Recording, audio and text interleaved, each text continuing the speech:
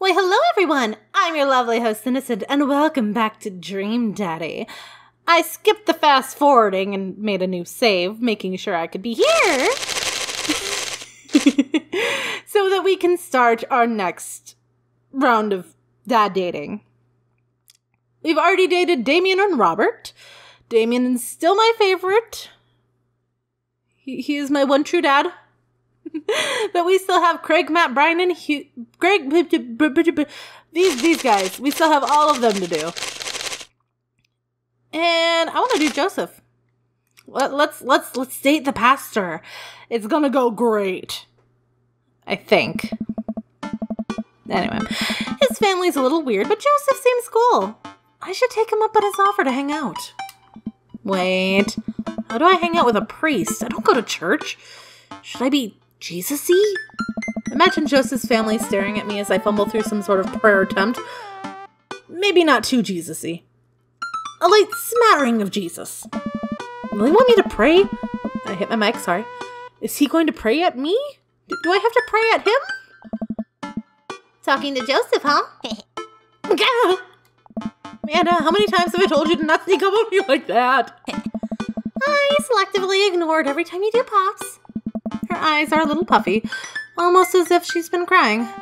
Hey, are you doing okay there, kiddo? Oh, of course. I'm fine. I just started thinking about how there are a bunch of people who still don't think aliens exist, and it's bumming me out. Like, space is so indefinitely huge. Just because you can't conceive it doesn't mean it can't exist. Like gays. Sorry. And I understand the Fermi paradox, but to completely write off aliens, there's so much stuff we just don't know. I'll be okay. I'm glad. But aliens are definitely out there, and I hope that one day they'll be my friend. Are you sure that's all you're upset about? If there's anything anything going on, let me know. Whether you need a shoulder to cry on, a strong dad to kick someone's butt, I'm just here. Thanks, Popsicle. I appreciate that. But I'm fine, really. I'm unconceived. Unconvinced. I can't speak, but I'll stop beraging her about this. I'm sure she'll tell me when she's ready. Amanda looks over my shoulder at the screen. Joseph can't read your mind, you know. If you want to talk, just message him. But I've never been friends with a priest before. What do I talk about? My favorite Bible passages? Ice cream social? Khakis? First of all, he's a youth minister with a tattoo, not a priest. There's a difference? You're overthinking it, Dad. Listen, just put it like this. Hello, neighbor. Thanks again for the invite to the barbecue. I'd love to hang out soon if you're not too busy. Isn't that a little too business casual? Fine. Give me the keyboard. I got this. Amanda focuses on the keys. Hi, Joseph. It was great meeting you and your family. I'm still new around here, so if you'd like, I'd love to hang out and get to know you. See ya. Smiley face. Smile is a nice touch. Almost immediately, I receive a response. What do you say? Hi, Innocent. If you're not doing anything in a bit, the kids and I are baking treats for the church bake sale today, and we'd love to have you over. It'll be a blast, so just let me know. That wasn't so bad. He uses a lot of exclamation points. I'm more concerned about him signing his name with a tilde. I'm willing to let that slide this time. I respond back. Sounds like fun.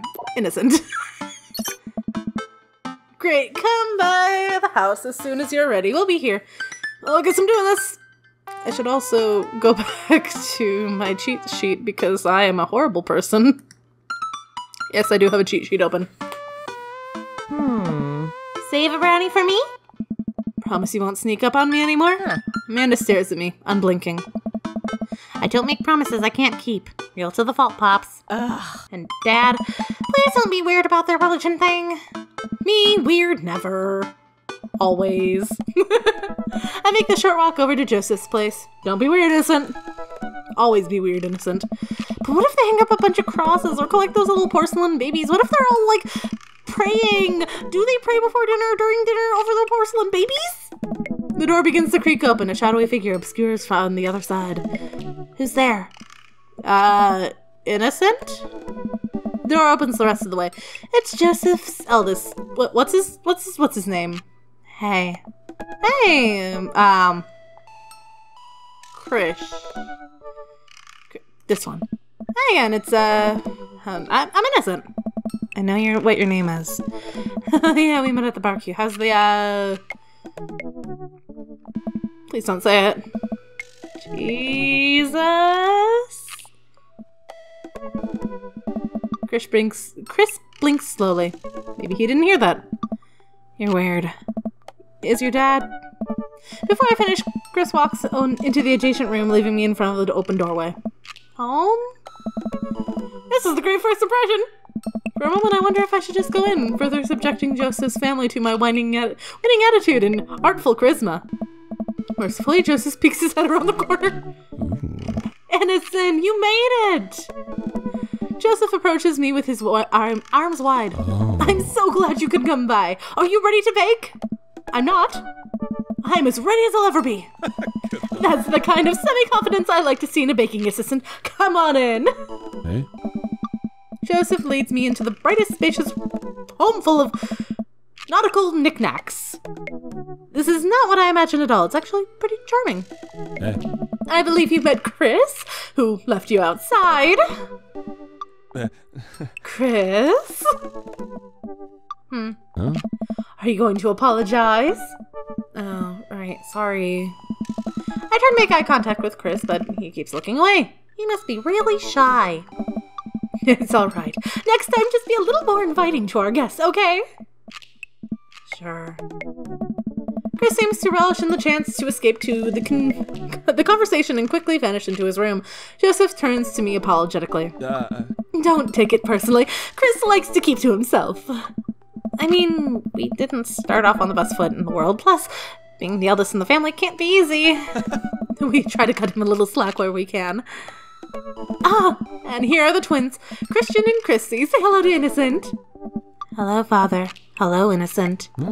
Kids, come on. Dial it back on the creepy twin stick. Creepy twin stick? Egg them on. Can you two say, come play with us, Danny? Oh, no. The twins stare up, unblinking in unison.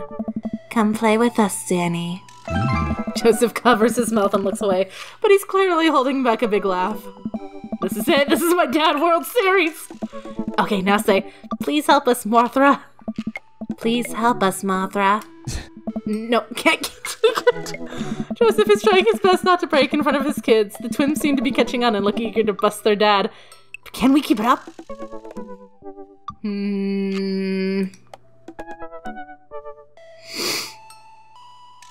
Obscure. Now say, he who walks behind the rose. The twins tilt their heads in confusion. Uh-oh. He walks? He who behind. Oh. Some rose. The room is silent besides Joseph's absolutely losing his mind. The last flub really sealed it. Oh. Children of the corn. Really? Is that not mainstream? Am I off my game something fierce today? Great job, guys. We're scary. I was very scared. Joseph can't take it anymore. Despite his quiet protestations, he's laughing pretty hard into his hand. Then the kids giggle with him. The twins, obviously pleased with their new arsenal of spooky weapons, leave the room to terrorize the rest of the community. My work here is done. Hey. Swoosh of cape. Tuxedo mask out.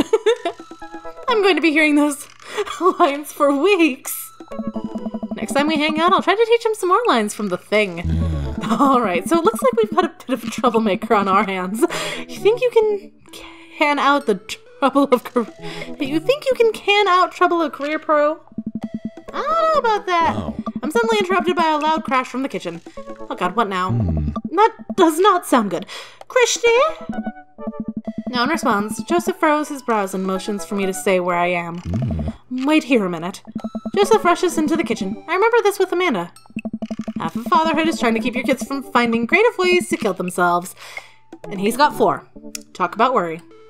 I take a seat on the surprisingly pristine couch and twiddle my thumbs. Examine the bookshelf. It's a pretty sturdy wooden bookshelf. It looks handmade. Did Joseph build this himself? There's a big stack of what looks like travel magazines. hyenas of the Serengeti, the underwater mysteries of the Antarctic, and on and on. Seems like Joseph really loves a good adventure. Unless this is a Mary thing. Who knows? Next to them are a couple of different Bibles. Looks like he's covering all of the basics. King James, New American Standard, Bible for Teens. He is a cool youth minister after all. On a higher shelf, there's a bunch of old romance novels. Judging by the wine stains, these must be Mary's. Newest one looks like a Hot Body Johnson sex detective. The 8th installment in... Wait, this is a series? Yes, it's a series. Examine the coffee table. There's a couple of cool knickknacks on the coffee table in front of me. Hey, a cross. Hey, another cross. This one is a little different. And a third cross. Unified design aesthetic. Smart choice. There's also a brass thing here. Looks like something a sailor would use to navigate with. I think it's called a sextant. Yep. Sex. That's a Ninja Party reference. They use that one in a song where they talk about all types of sexes. Examine the floor. Well, you have this many kids, things are bound to end up on the floor, no matter how hard you try to keep it clean. I spot a terrifying cloth doll that appears to have both arms pulled off several times. It has been stitched back together a lot. The tag says, Cece, of course. I set that down and spot a houseplant. Hey, little guy. Keep being you, tiny houseplant. I spot one last thing on the floor next to the houseplant. It's a silver necklace. Wow, this looks expensive for something casually tossed on the floor. There's a story here, it's none of my business. It's been a while. I guess I should go to the kitchen and see what's up.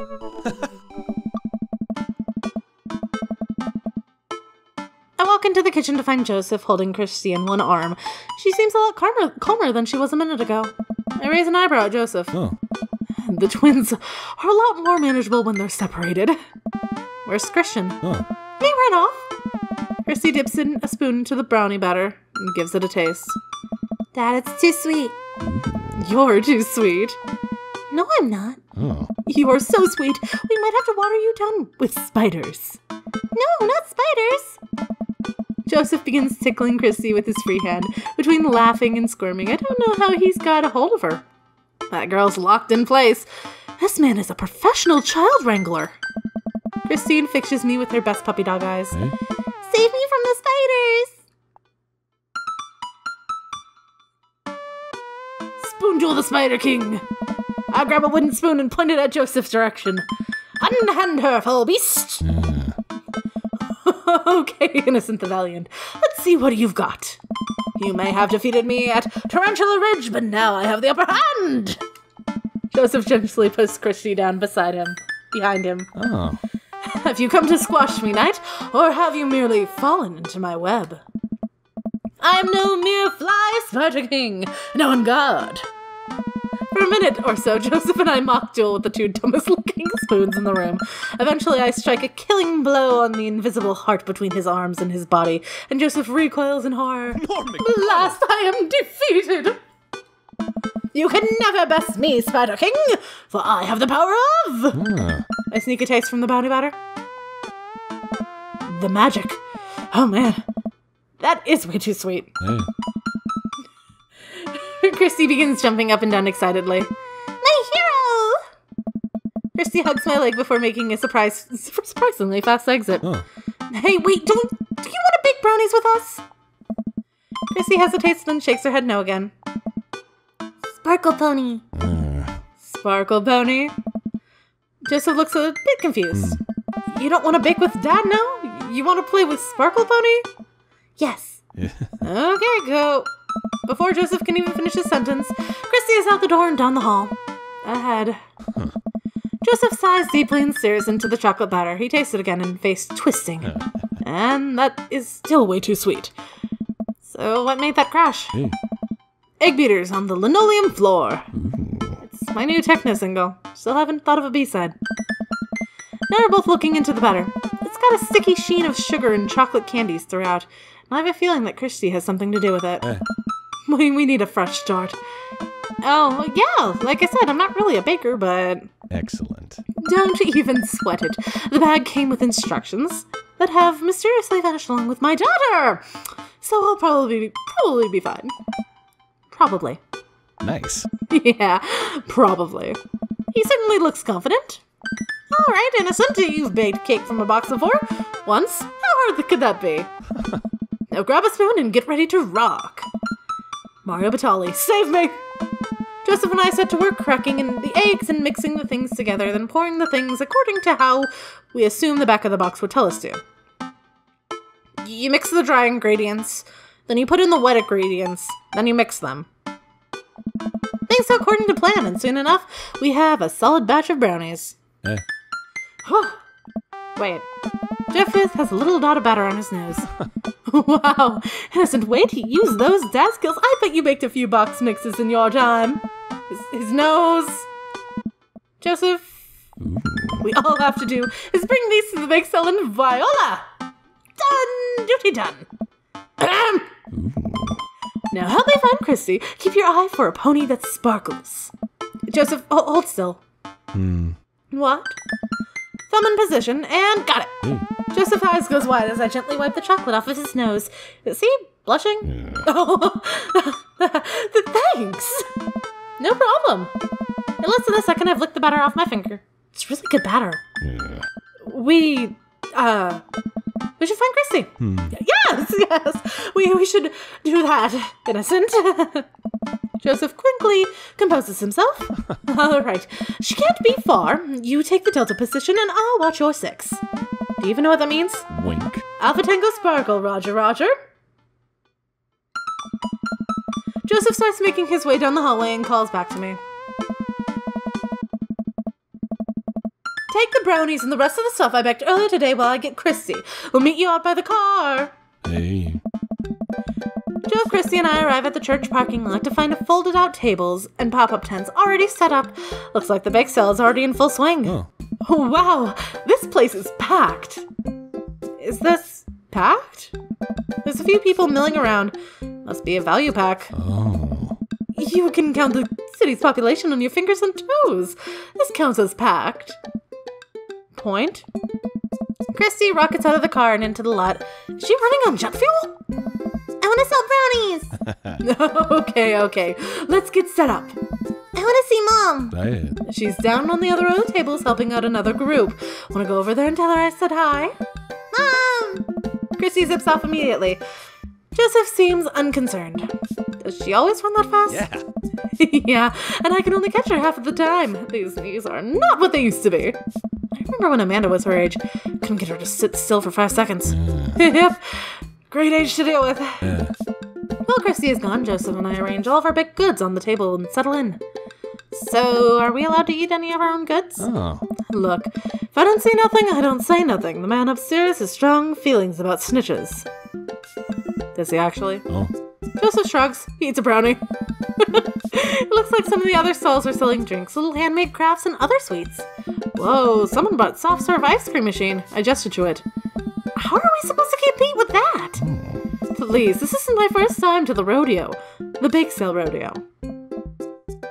There's actually no rodeo here. It's just a bake sale. Oh. I think you and I put together can make one pretty convincing argument for these brownies, don't you? Hell yeah! We high five. If you bake it, they will come. Hey. Ha ha ha. That's a biblical reference. Don't mind me. I was raised in a Christian school. I know much more than I let on. It's not long before we have our first customers. Oh. Hey, dude. Hiya. Matt, Carmen, Sita. Great to see you guys here. Hey. Happy to support a good cause. Bacino's the owner and proprietor of the Coffee Spoon, an establishment that specializes in baked goods. I have to scope out the competition. Joseph leans close to me. This guy knows his stuff. Stay on your toes. So, what recipes did you use for this brownie? Don't say use the box recipe. Don't say use the box recipe.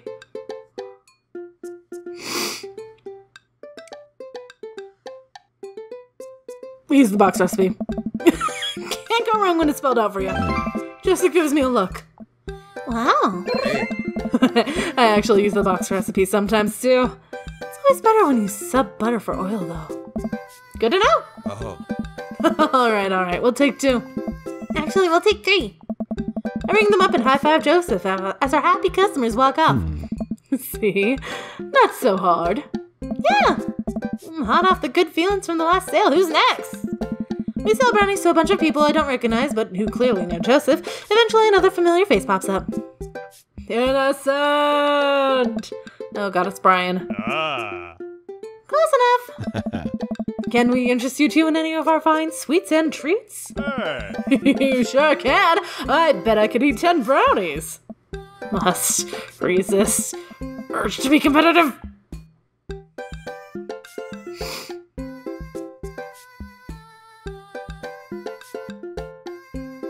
Let the man buy his brownies. So, we'll put you down for 10? Better make it just 2. 1 for me, 1 for Daisy. Coming right up. You excited for youth group movie tonight, Daisy? Yeah. What's the movie? It's a surprise. Joseph leans over to me. Hey. It's The Fast and the Furious.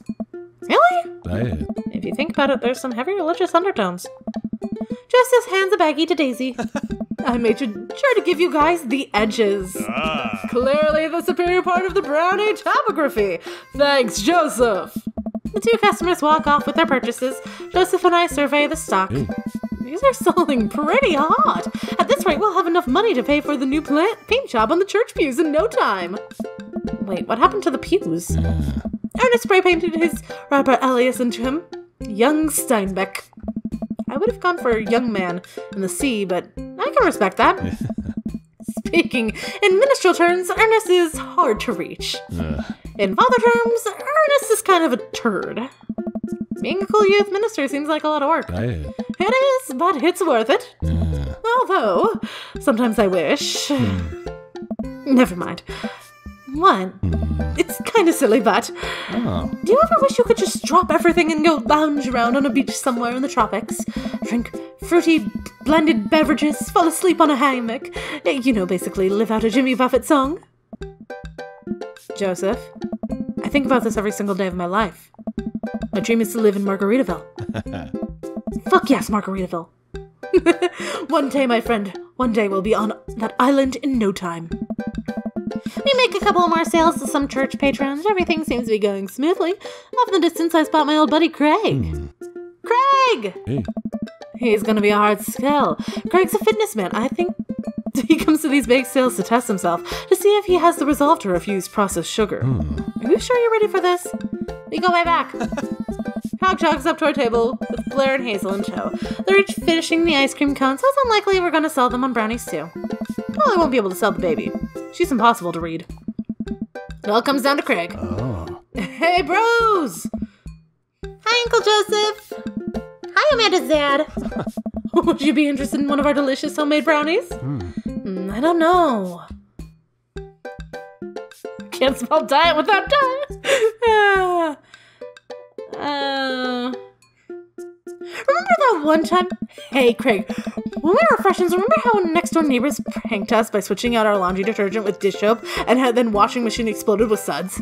And then we decided to get back at them by baking brownies for them, but sprinkling a high-intensity hot sauce into the mix, and then we watched them cry after eating it. I would feel bad, but we had to clean up the laundry room ourselves.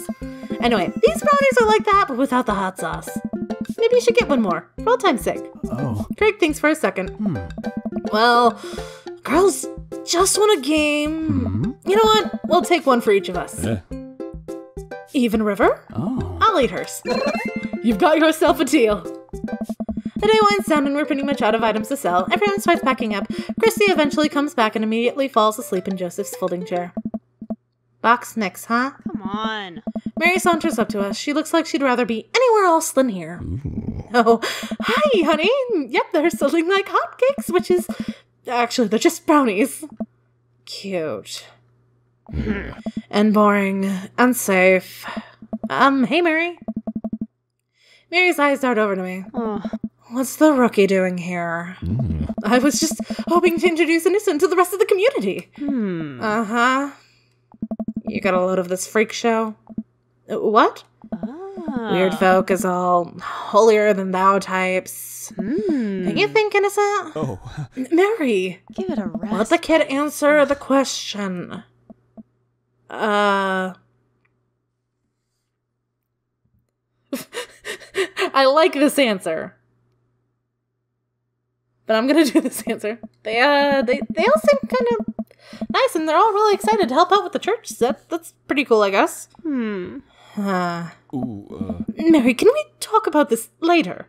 Oh, am I embarrassing you in front of your new friend? Joseph doesn't respond, trying his hardest to keep his cool. Can we please talk about this later? Sure thing, honey bear. Mary turns her attention to me. Hand over the cash. Hey. Jesus, I'm not trying to rob you. I'm in charge of the funds here. I hand over the cash we made. It feels like a hefty wad, if I may say so myself. Thanks. Now give me your wallet. What? Give me your wallet. You think this church is gonna fix itself? Mary. Hey. I'm kidding. Sorry. I'll work on the whole pretending to be a happy thing. Mary leans in and whispers to me. He's really good at it. Mary walks off without saying goodbye. Yeesh. Mary's a kind soul. She just doesn't like her husband. It's fine. It happens. I'm really sorry about that. Brownies fix everything.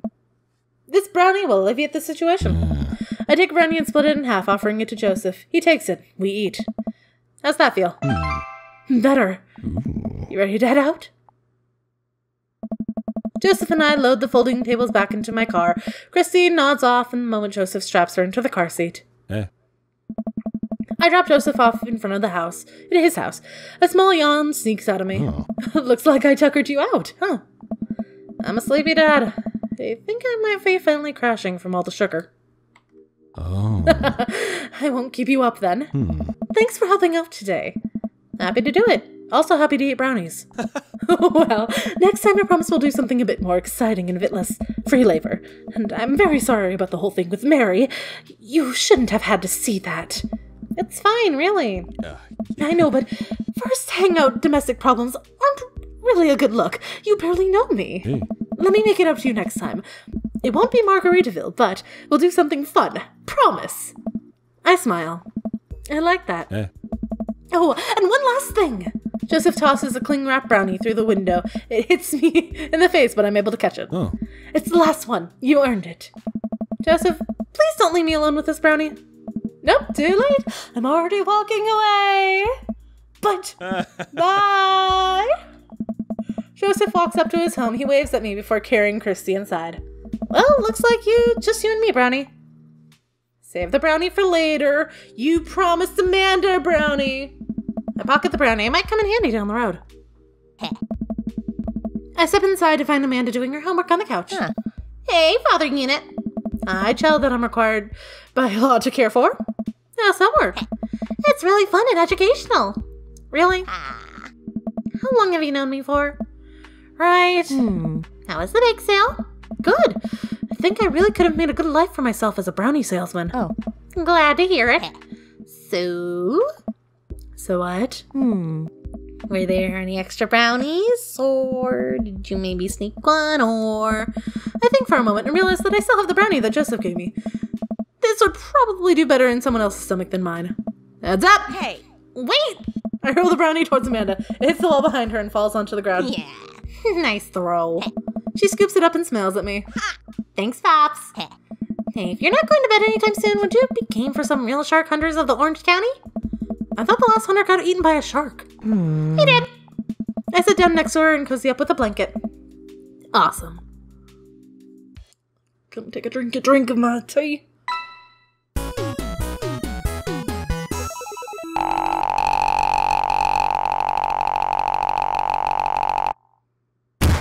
Ooh, that's some good grilling. I can't take Joseph seriously with Aaron's voice.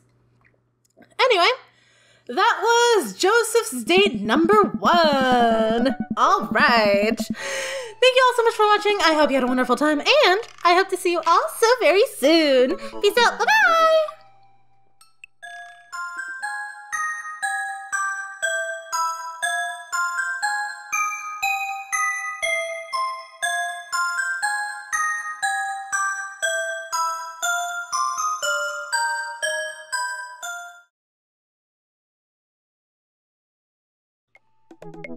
Margaritaville!